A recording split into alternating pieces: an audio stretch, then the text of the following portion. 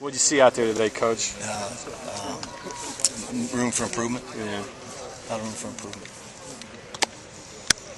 Does focus change after the halfway point of spring? Do you start trying to fine-tune some things maybe? Yeah, no question. You know, all the thinking's done. It's time to, you put it all in, and now it's time to repeat some of those things. So you're looking for every day a marked improvement in assignment football and just being efficient, those kind of things. What has gotten better, or the areas? Nothing today. Well, no. since that's very harsh to say.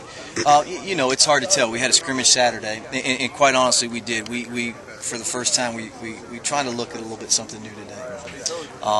We were trying to give the quarterback a few things to think about, and we put that in today, and you could tell he was thinking a little bit. And I think because of that, we struggled at times. When we got back to our bread and butter, you saw the ball pop out of there real nice, and when we got back to things that we were capable of doing mentally, you saw the ball get completed a couple of times real nice. So clearly, I think the core of what we are and who we are, you could see some improvement there. That's difficult to expand, isn't it, because of the inexperience at quarterback that you had this spring? Well, I don't want to make excuses, and I hate to harp on the same old thing, but we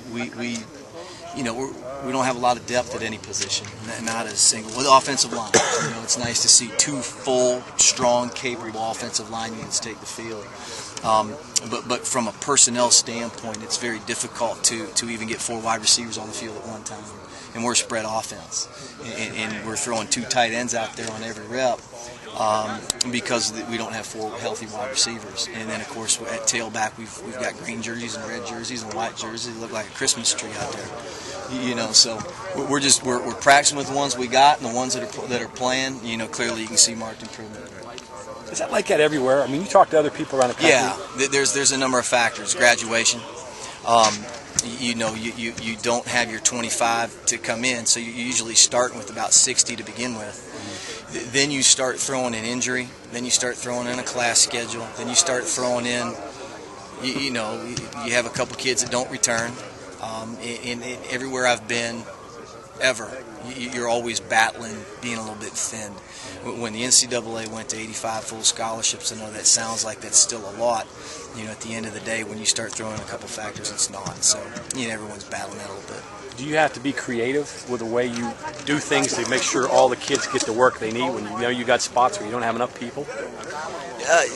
Creative to a point. I mean, you don't want to get to a situation where you're doing things that you're not going to carry in the fall. Yeah.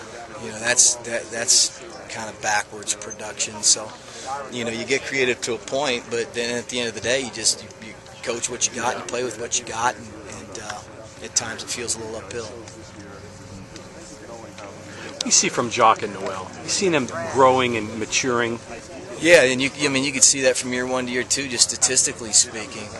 I think Jock went from about 1,200 to 1,400, and a whole bunch more.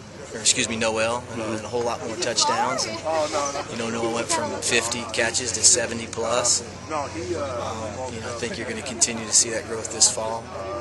Is it exciting what you've got there with those two, and then you add Tavon, the way you can attack different parts of the field? I'm real excited about our first 4 or 5 skilled guys, and I'm happy with the other ones. It's just they're not, they're not ready. So if we can stay healthy and maintain the 4 or 5 kids that have some experience out there in the skilled spots, we got a chance.